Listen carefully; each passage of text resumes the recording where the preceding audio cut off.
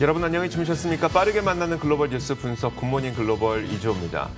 지난 밤 사이 미국 증시가 3대 지수 모두 상승했습니다. 특히 빅테크 기업들이 강세를 보이면서 S&P 500 지수는 사상 최고치를 기록했습니다. 이날 흥미로웠던 점은 고용 지표가 부진했지만 시장은 부정적으로 반응하지 않았다는 점이었었는데요. 시장은 앞으로 상당 기간 동안 이 경제가 정상화되면서 많은 고용이 이루어질 것으로 기대하고 있는 상황인데 지난 한 주 동안 주간 실업보험 청구 건수가 소폭 올랐다고 해서 시장은 그렇게 민감하게 반응하지 않아도 된다라는 낙관론이 좀 펼쳐졌던 것으로 보입니다. 다만 고용이 부진하면서 금리가 내렸고요. 이렇게 금리가 내리게 되자 고밸류에 대한 부담감을 갖고 있었던 기술주들이 오늘 상승하는 모습이 나타났습니다. 빅테크 기업들은 대체로 1% 안팎의 상승을 보였고 파월 의장도 이날 아직도 경기 정상화까지 멀었다고 설명을 하면서 연준의 금융시장 완화 정책은 계속 이어나갈 것임을 다시 한번 시사해서 시장이 또 이에 대해서도 안도한 측면도 있었습니다. 이런 긍정적인 것들이 작용을 하면서 3대 지수 모두 올랐는데요. 세부적으로는 어떤 내용들이 있었는지 지금부터 저희와 함께 확인하시죠. 굿모닝 글로벌 바로 출발하겠습니다.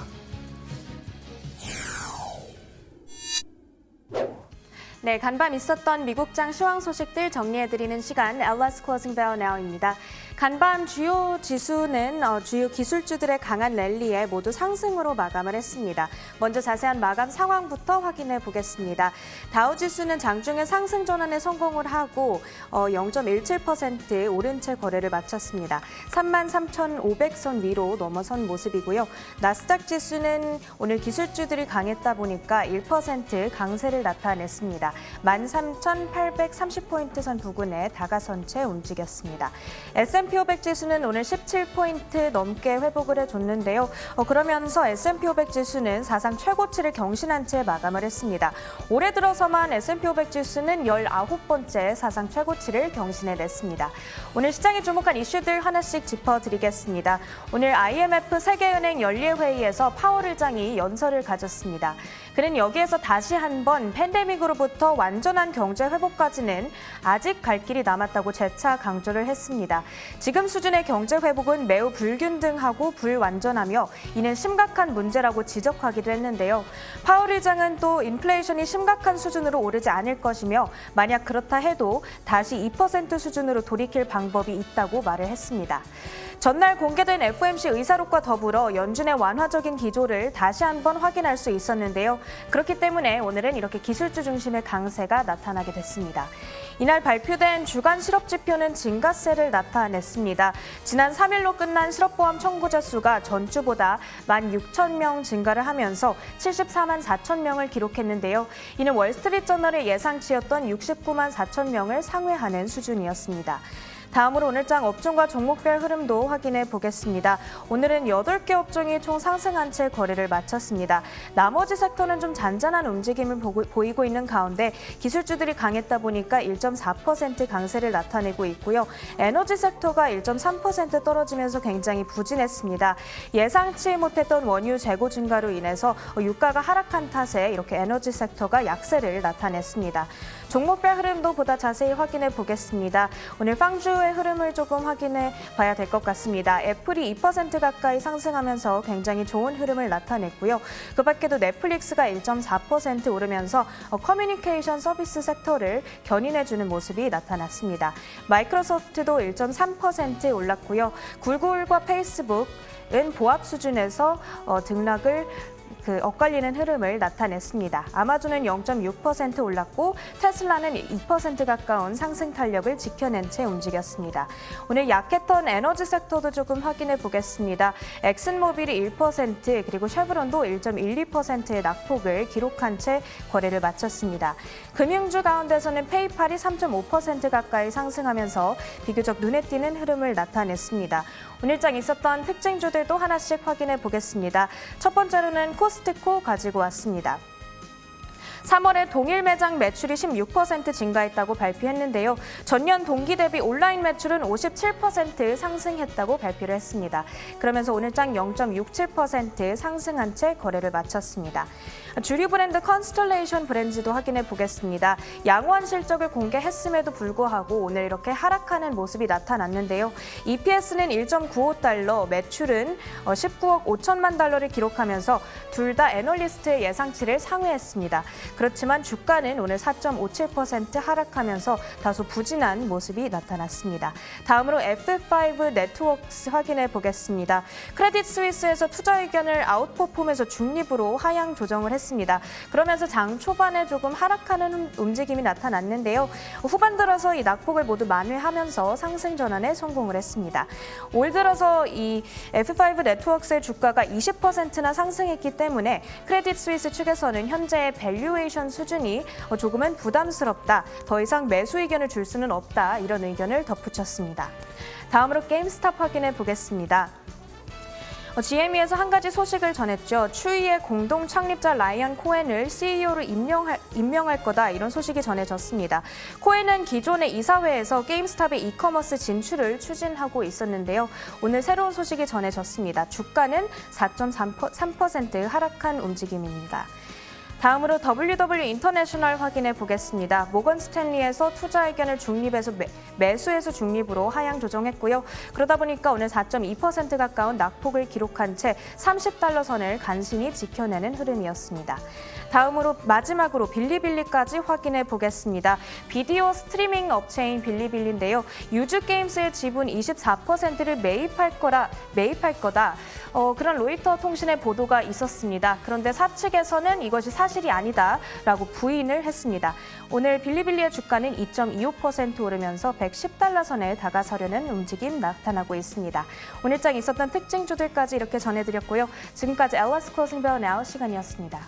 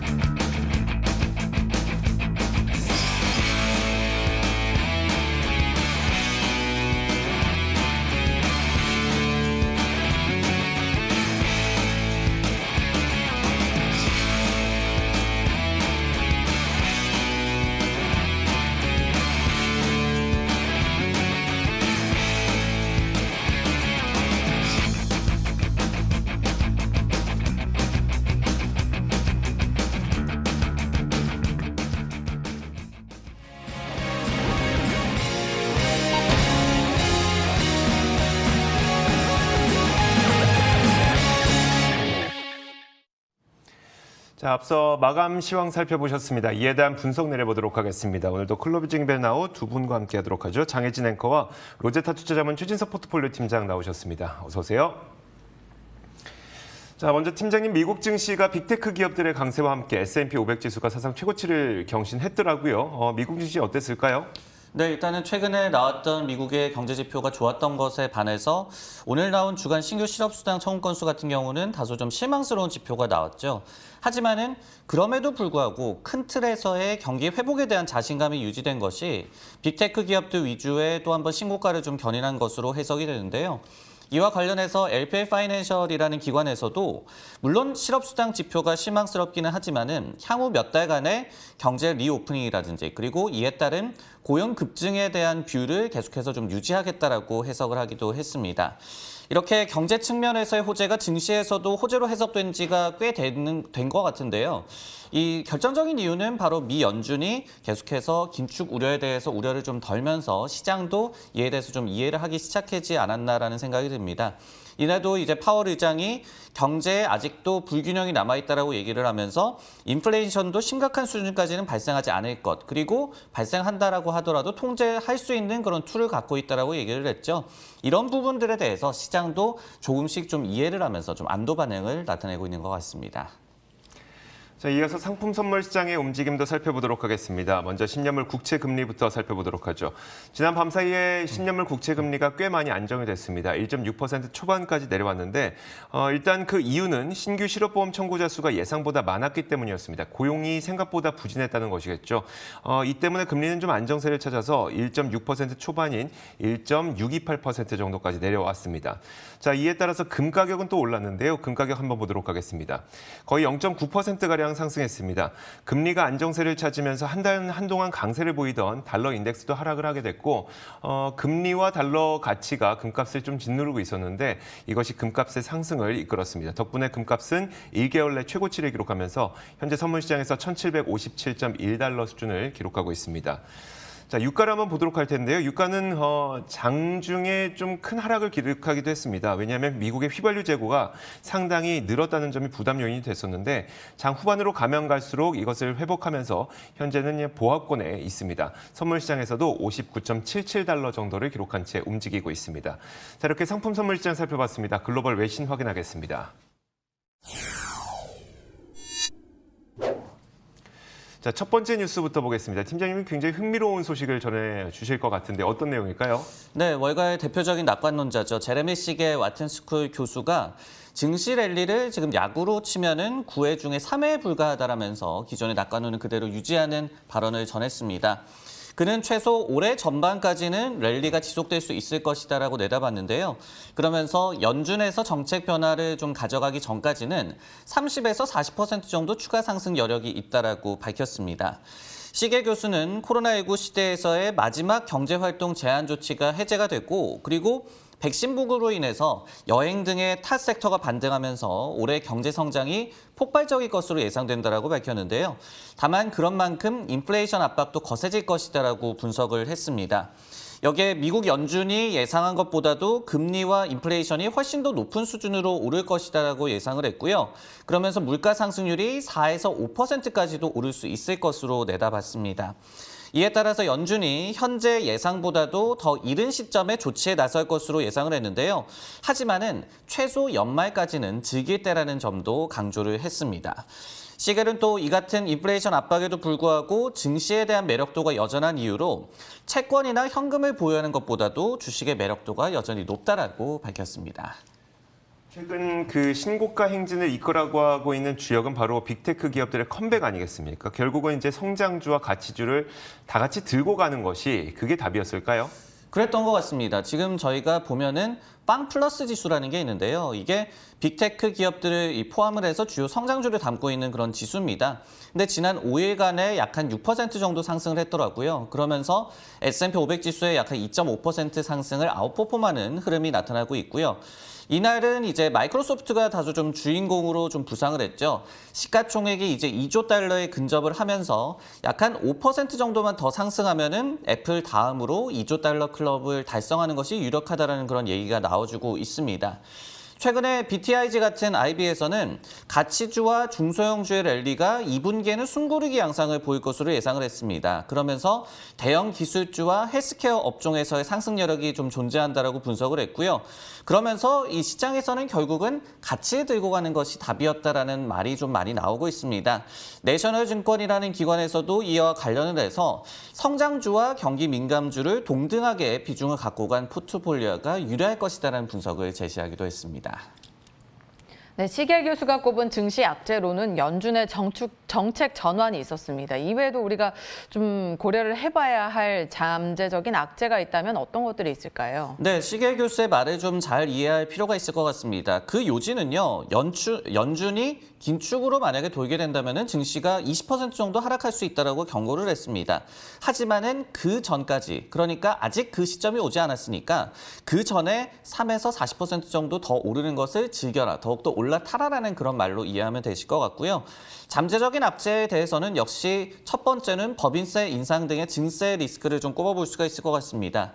골드만삭스에서 이날 같은 경우에도 법인세 인상이 미국 기업들의 이익 성장에 타격이 될 것이다라고 얘기를 하면서 모든 증세 시나리오가 실현 시에 2022년도 S&P 500 기업들의 EPS가 소폭 성장에 그칠 수도 있을 것이다라는 전망을 제시를 했습니다. 여기에 두 번째로 이제 미중 갈등도 언제든지 좀 부상할 수 있는 악재로 저희가 기억을 해야겠죠. 중국 전문가로 잘 알려진 스티븐 로치 예일대 교수 같은 경우에도 이날 양국 간의 최근 그 레토릭 격화 양상이 굉장히 우려스럽다라는 분석을 제시하기도 했습니다. 네, 다음 뉴스는 이주혜 앵커의 픽입니다. 내용 확인해 보겠습니다. 자, 팬데믹 이후에 전 세계 곳곳에서 여러 품귀 현상이 이어지고 있죠. 처음에는 상선이었습니다. 우리나라에서도 HMM이 굉장히 크게 떴었는데 그 다음에 이제 반도체 품귀 현상이 계속 이어지고 있는 상태고 또 우리나라에서는 뭐 시멘트도 거의 없다고 합니다. 그 정도인데 미국에서는 지금 케첩 품귀 현상이 일어나고 있다고 합니다. 경제가 정상화되면서 외식 수요가 급증하고 있고 이 수요를 케첩이 따라가지 못해서 현재 공급이 따라가지 못하고 있는 상황이라고 하는데요. 미국 패스트푸드를 비롯한 음식점들에서는 감자튀김을 케첩 없이 줄 수는 없는 것 아니냐 이런 호소를 하고 있을 정도라고 합니다. 자, 미국 상장사 가운데 가장 유명한 케첩을 만드는 기업이 있죠. 바로 이 크래프트 하인즈인데요. 미국 내 1위 케첩 공급 기업입니다. 미국 리테일 시장의 70%를 차지하고 있을 정도로 압도적인 이 시장 점유율을 차지하고 있는데 정작 이들은 이런 수요 급증에 전혀 준비가 안 되어 있다고 합니다. 자, 이런 가운데 미국 패스트푸드 체인들은 인력 고용에도 좀 어려움을 겪고 있는데요. 마찬가지로 외식 수요가 급증하고 있기 때문입니다. 타코벨은 이제 상장사인 얌브랜드의 자회사죠. 최소 5천 명 이상을 고용하려고 하고 있는데 인력이 너무 급해서 오는 4월 21일에 2천여 곳에서 이 주차장에서 동시 면접을 진행할 거라고 합니다. 타코벨의 최고 인력 책임자는 고용 시장이 타이트하다는 것은 더 이상 비밀이 아니다라고 밝히기도 했는데요. 자, 이처럼 이 모든 것들이 레스토랑 기업에 대한 이 외식 수요가 급증하고 있다는 것을 보여주고 있는 건데 팀장님, 이 경제 정상화와 맞물려서 사실 음식료 기업들의 주가는 거의 팬데믹 이전 수준까지 많이 되돌아오긴 했었거든요. 더 갈 수 있을까 싶기도 한데 이 월가의 판단은 어떨까요? 네, 최근에 그 오픈테이블이라는 기관에서 집계를 하는 미국 내 식당 예약 건수가 이 4월에 들어서 전년 동기 대비해서 이제 20% 감소한 수준 정도까지도 올라왔다라는 말씀을 드린 바가 있습니다. 그렇기 때문에 물론 이 섹터의 주가가 많이 오르기는 했지만은 실질적인 업황 회복이 이제 본격적으로 이루어진다라고 한다면은 추가 상승을 도모할 가능성도 충분해 보인다라는 일부의 의견도 좀 제시가 되고 있는데요. 예를 들어서 모건 스탠리 같은 경우에도 최근에 오픈 테이블의 데이터가 좀 개선되고 있는 것을 볼 때 레스토랑 섹터에서 투자 기회가 있다라고 분석을 한 바가 있었습니다. 그리고 또 RBC 같은 IB에서는요, 좌석 이용 규제가 완화된 지역에서의 식당 예약 건수가 타 지역 대비 높았다라는 분석을 전했습니다. 이게 이제 무슨 얘기가 되냐면은 경제 리오프닝 효과가 고지곳대로 그냥 반영이 된다는 얘기가 되거든요. 이런 부분에 시장이 더욱더 좀 기대를 걸 만한 여지가 있을 것 같습니다. 자, 이어서 장혜진 앵커가 꼽은 외신도 살펴보겠습니다. 어떤 내용일까요? 네, 제롬 파월 연준 의장이 IMF 이 세계은행 연례 회의 패널 토론에서 연준이 자산 매입을 줄이려면 중앙은행의 목표치의 실질적인 진전을 확인해야 한다면서 비둘기파적인 기조를 다시 한번 유지를 했습니다. 자, 그는 코로나19 백신 접종 등의 영향으로 미국 경제의 완전 개방이 꽤 빠른 시일 내에 이루어질 것이라고 전망을 했습니다. 하지만 미국 내에서 코로나19의 확진자 수가 다시 증가를 하고 있어서 경기 회복의 위험 요인으로 작용할 수 있다라고 지적을 했는데요. 전 세계적으로 코로나19 백신 접종이 완료되기 전까지는 우리 모두가 리스크에 놓여 있다라고 덧붙였습니다. 자, 그러면서 그는 미국의 경기 회복세는 고르지 않고 불완전하다며 고용에 있어서도 조금 더 지속적인 이런 완화세, 증가세를 보여야 한다라고 강조를 했는데요. 자산 매입 프로그램과 관련해서도 그는 이렇게 말했습니다. 실질적인 진전이 나타나줘야 된다면서 경기 회복에 따른 인플레이션 우려를 현재 많이 하고 있지만 이것은 굉장히 일시적일 것이라고 재차 언급하면서 연준이 면밀히 인플레이션과 관련해서 지켜보고 있고 원하지 않은 인플레이션 반등에는 금리 인상을 이용해서 대응을 할 것이다라고 말을 했습니다. 자, 마지막으로 그는 바이든 행정부에서 차기 의장 가능성을 묻는 질문에 이렇게 답을 했다고 하는데요. 차기 임기를 고민하는데 낭비할 시간이 없다라고 말을 했다고 합니다. 상당히 바쁜 시간들을 보내고 있는 것으로 요즘 들어 나타나고 있죠. 파월 의장 이전과 비슷한 기조를 유지했습니다. 그렇지만 그의 말 한마디 한마디가 시장에 굉장히 큰 영향을 주기 때문에 이날도 시장의 반응은 어땠는지 살펴보게 되더라고요. 그의 발언 중에 혹시 우리가 주목해 볼 만한 내용이 있었다면 한번 짚어주시죠. 네, 일단은 전일에 나왔던 FOMC 의사록과도 좀 부합하는 내용이 나왔다라고 전해지죠. 결과 기반, 아웃컴 아웃컴 베이스드 가이던스에 대한 그 중요성을 강조를 했는데 결국은 이제 연준이 인플레이션 전망이 아니라 실제로 나오는 결과를 보고 움직일 것이다라는 점을 파월 의장도 강조를 했다라고 해석할 수가 있을 것 같습니다. 결국 이제 단기 인플레이션 압박이 거세나 이게 결과, 아웃컴으로 좀 이어질 걸로 예상하지는 않고 있다. 그리고 만약 그렇더라도 다시 물가 상승률을 약간 2% 수준까지 회귀시킬 만한 그런 툴을 갖고 있다라고 강조를 했거든요.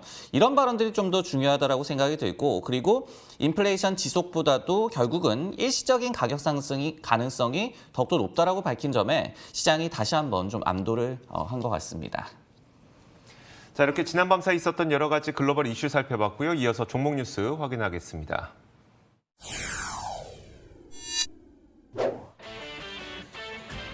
오늘의 종목 뉴스입니다. 게임스탑 대란을 촉발시킨 라이언 코헨이 회장이 된다는 소식이 전해졌습니다. 넷플릭스가 소니와 스트리밍 독점 계약을 체결합니다. 스파이더맨과 베놈을 넷플릭스를 통해서 볼 수 있을 것으로 기대되고 있습니다. 마지막으로 모바일 테크 기업 앱러빈이 나스닥 시장에 상장할 것으로 예상되고 있습니다. 기업 가치는 300억 달러로 예측되고 있습니다. 자, 첫 번째 기업부터 보겠습니다. 게임스탑인데 이게 처음에 게임스탑의 어떤 사태가 벌어졌을 때에는 뭐 단기적인 어떤 불나방들의 움직임이 아닌가 싶었는데 뭔가 좀 다른 움직임들이 나타나고 있는 것 같아서요. 팀장 어떤 내용일까요? 그렇습니다. 그럴 만한 가능성이 있는 무브가 이제 최근에 좀 전해지고 있는 그런 모양새인데요. 이날 같은 경우에는 게임스탑이 한때 그 게임스탑 대란을 촉발시켰던 인물인 라이언 코헨을 회장으로 임명한다는 발표를 전했습니다. 게임스탑은 그 자기가 갖고 있는 회사 RC벤처스가 게임스탑 지분의 13%를 갖고 있는 코헨을 오는 6월 9일에 주주총회 이후에 회장으로 임명할 것이다라고 밝혔는데요. 사측은 또 이 주총 이후에 모든 이사진은 급여를 모두 주식으로 받게 될 것이다라고 밝혔습니다. 물론 임금 수준은 전년 동기 대비해서 약간 30% 줄어들 것이다라고도 전했습니다. CNN은 이와 관련해서 주식으로 급여가 모두 지급될 경우에 이사진들 그리고 임원진들의 주가를 띄우기 위한 조치를 취할 만한 동인이 생길 것이다라고 이를 해석을 했는데요. 동사 주가는 올해 극심한 변동성을 보여왔습니다. 내뒷발 개미 투자자들과 그리고 공매도 세력 간의 이 치열한 경쟁 때문이었는데요. 올해 약 한 800% 정도 주가가 상승을 했는데 하지만 전 고점 대비해서는 65% 정도 하락한 상황이 전개가 되고 있습니다. 하지만 강세론자들은 반려동물 쇼핑몰이죠. 추이의 공동 창립자였던 라이언 코헨이 게임스탑의 온라인 전환을 견인할 것으로 여전히 기대하고 있는 상황입니다. 게임스탑은 지난 3월 초에 코헨을 전략기획과 그리고 자본 배분의 헤드로 임명한 바가 있는데요. 지난해 9월 처음에 게임스탑 지분을 취득한 바가 있는데 그 이후에 코헨이 꾸준하게 온라인 전환에 대해서 압박을 해왔고 이때 주가 반응이 게임스탑 대란의 도화선이 된 바도 있었습니다. 그렇다면 이 라이언 코헨이 회장까지 정말 된다면 온라인 전환이 가속화되지 않을까라는 기대감을 또 갖게 만들거든요. 그럼 현재 그 사업 상황은 어떨까요? 네, CNN에 따르면은 게임스탑도 코로나19 팬데믹에 피해를 받은 그런 기업입니다. 가장 최근 분기 매출이 전년 동기 대비해서 3% 정도 감소를 하면서 예상치를 하회한 바가 있었는데요. 하지만은 이 회사 같은 경우에는 팬데믹 이전부터 온라인과 모바일 게임으로의 전환기에 적응에 실패를 하면서 사업에 굉장히 좀 어려움을 겪어왔던 그런 회사기도 합니다. 그래도 희망이 좀 보이는 그런 수치가 있었는데요. 지난 연말 쇼핑 시즌에 매출이 감소했지만은 온라인 같은 경우에는 2배 이상 급증을 했고 그리고 온라인이 전체 매출에 차지하는 비중도 전년의 12%에서 이제는 3분의 1 이상까지 많이 올라온 모습을 보여줬습니다. 최근에는 추이 및 아마존의 이 임원들을 영입하면서 실제적인 온라인으로의 전환, 그러면서 턴어라운드를 도모하기 위한 노력을 기울이고 있는 그런 상황입니다. 네, 개미들 사이에서 사실 이 게임스탑이 핫했던 이유가 바로 높은 공매도 비율 때문이었는데요. 요즘 좀 게임스탑 소식이 잠잠하던데 현재 상황은 어떤가요? 최근에 많이 좀 식은 것 같습니다. 그 여기가요. S3라는 기관에 따르면은 3월 말을 기준으로 좀 봤을 때 게임스탑에 대한 공매도 비율이 15% 정도로 고점이었던 141% 정도에 대비해서 10분의 1 정도로 좀 빠져나간 그런 상황입니다. 마켓비트에 따르더라도 유통 주식수 가운데서 공매도 비율이 18.7%에 불과한 것으로 나오고 있거든요. 그 정도로 빠져나갈 이 공매도 세력은 모두 다 빠져나갔다라고 저희가 해석을 해볼 수가 있을 것 같습니다.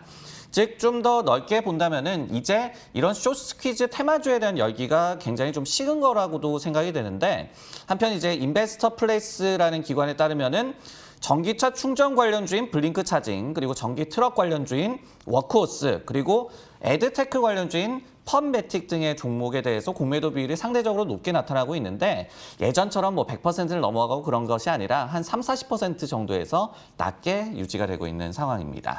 네, 다음 종목 뉴스는 이조 앵커의 픽입니다. 내용 확인해 보겠습니다. 자, 이번엔 넷플릭스입니다. 넷플릭스가 소니 픽처스와 스트리밍 독점 계약을 맺었다는 소식이 지난 밤사이에 들려왔는데요. 이러면 내년부터 스파이더맨과 베놈 등의 신작 영화들을 우리는 넷플릭스로 볼 수 있을 것으로 보입니다. 이번 스트리밍 계약은 소니 픽처스의 모든 영화를 넷플릭스가 독점적으로 공급하는 상영한다는 내용이 포함이 되어 있는데요. 모비우스, 언차티드, 블랙 트레인 이런 영화들도 넷플릭스를 통해서 볼 수 있게 됩니다. 사실 스파이더맨은 디즈니의 마블 캐릭터 가운데 하나이긴 하지만 그 제작을 소니 픽처스가 담당하고 있기 때문에 넷플릭스와 소니가 이 계약을 함에 따라서 스파이더맨은 디즈니 플러스가 아닌 넷플릭스에서 볼 수가 있게 되는 겁니다. 최근 넷플릭스는 다양한 이 콘텐츠 스트리밍 서비스들이 런칭을 하면서 다른 스트리밍 서비스들이 너무 빠르게 쫓아오다 보니까 많은 콘텐츠를 확보해야 된다는 압박이 있었고요. 이런 측면에서 이번 스트리밍 계약은 상당히 긍정적인 것으로 볼 수도 있을 것 같습니다.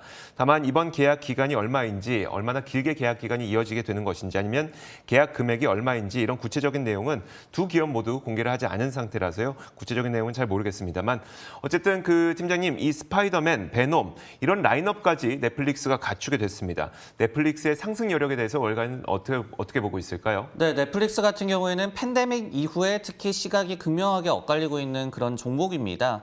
업계 경쟁이 심화되고 있다. 그리고 팬데믹에 따른 수혜가 약화될 것이다라는 비관론이 있고요. 그리고 단기 성장 동력을 남아있다라는 낙관론이 팽팽하게 맞서고 있는 그런 형국인데요. 최근에 주요 IB가 이 제시를 한 투자 의견에서도 비슷한 양상이 관측이 되고 있습니다.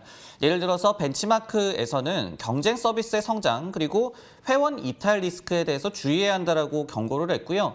리덤증권 같은 경우에도 올해 넷플릭스의 회원 수가 많이 좀 이탈을 할 수 있을 것이다라고 분석하기도 했습니다. 반면에 이제 아거스 같은 이 IB에서는 보유에서 오히려 매수로 투자 의견을 최근에 상향 조정을 했고, 목표 주가로는 $650를 제시를 하면서 최근의 주가 하락이 굉장히 좀 기회로 작용할 수 있을 것이다라고 분석을 했는데요. 특히 오리지널 콘텐츠의 매력으로 장기적으로 경쟁력을 유지할 수 있을 것으로 내다봤습니다. 여기에 또 비중 확대 의견과 목표 주가 $605를 제시를 한 파이퍼샌들러 같은 경우에도 꾸준한 가입자 증가세라든지, 그리고 점진적인 가격 인상, 그리고 또 이 오리지널 콘텐츠의 퀄리티 등을 좀 감안을 해봤을 때 장기 성장 동력이 아직도 유효하다라고 분석을 했습니다. 자, 이어서 장혜진 앵커가 꼽은 종목도 살펴보겠습니다. 어떤 기업입니까? 네, 게임 업체들의 증시 상장이 활발하게 이루어지는 가운데 이번에는 비디오 게임과 다른 개발자들이 수익을 올리고 앱을 관리하는 데 도움을 주는 소프트웨어사 앱러빈도 증시 상장을 앞두고 있다라는 기사가 전해졌습니다. 모바일 테크 기업 앱러빈은 지난달 초에 IPO를 신청하면서 사실 이 소식을 처음 전하기도 했는데요. 이렇게 상장 대열에 합류하게 되면서 나스닥 시장에 이제 처음으로 모습을 드러나게 되고 티커는 APP가 된다고 합니다. 자, 주당 75에서 $85의 시초가를 형성할 것으로 예상이 되고 있는데, 그렇게 된다면 기업 가치는 최소 $300억 달러에 이르게 됩니다. 약 3억 6천만 주가량이 거래 가능한 주식으로 시장에 쏟아져 나올 것으로 보이고요. 이들이 출몰하게 되는 모바일 앱 시장은 약 2천억 달러의 큰 규모로 알려져 있어서 상당히 기대해 볼 만하다라는 내용들이 함께 전해지고 있습니다. 자, 당사는 지난 2012년에 설립이 돼서 비디오 광고 네트워크로 성장을 했고, 게임을 다운로드할 만한 유저들을 대상으로 광고를 노출시키면서 이 수익을 창출하고 있고요. 이런 마케팅 외에도 개발사들에게 노하우를 제공하고 특히 하이퍼 캐주얼 게임 장르의 영향력을 높이고 있는 것으로 나타났는데, 최근에는 자사 스튜디오를 통해서 게임 성장을 또한 돕고 있는 것으로 알려지고 있습니다. 자, 일부 보도에 따르면 올해 스펙을 통해서 상장하는 사례가 역대 최다 수준을 기록할 것으로 예상이 되고 있는데요. 그만큼 상장되는 기업들에 대한 관심도 높습니다. 이 앱러빈이라는 회사는 어떤 회사인지, 그리고 우리가 상장을 했을 때 눈여겨봐도 괜찮은 종목인지 한번 살펴주시죠. 네, 앱러브인 같은 경우에는 지난 2012년에 미국에서 설립된 회사고요. 국내에도 2016년도에 서비스가 들어왔습니다. 개발자들의 사업 성장을 돕는 플랫폼을 제공하는 회사다. 이렇게 이해를 하는 것이 간단할 것 같고요. 광고 플랫폼을 통해서 광고주들은 그 성과를 내게 되고 그리고 개발자들에 대해서는 광고 수익을 낼 수 있을 만한 그런 지원 기능을 제공하는 그런 기업입니다. 여기에 더해서 각종 데이터도 제공을 하고요. 알고리즘 개발도 맡고 있는 회사로 알려지고 있습니다. 작년 같은 경우에 매출이 약 한 15억 달러 정도가 발생을 했는데요. 하지만 이제 문제는 2019년도에는 순이익을 냈던 그런 회사인데 2020년도에 다시 한번 적자로 전환한 그런 경험이 있습니다. 주식 기반 급여 비용, 그러니까 스탁 옵션을 너무 많이 지급을 해서 이 순이익에 좀 타격을 줬다라고 사측에서는 밝혔는데 실제로 이제 상장을 하게 된다면 이런 부분들이 더욱더 좀 민감하게 받아들여질 가능성을 저희가 염두를 해봐야 될 것 같습니다. 이 사업 구조를 보면요. 인앱 구매와 그리고 개발자를 상대로 한 마케팅 툴 제공해서 매출을 각각 반반씩 정도 창출을 하고 있는데요. M&A도 활발히 하고 있는 그런 회사이기 때문에 특히 개발자들 사이에서 굉장히 평가가 높은 것으로 알려진 회사이기 때문에 시장에서도 기대가 높은 것 같습니다. 자, 이렇게 지난밤사이 있었던 여러 가지 글로벌 이슈와 종목 뉴스까지 살펴봤습니다. 장혜진 앵커, 로제타 투자자문 최진석 포트폴리오 팀장 함께했습니다. 수고하셨습니다.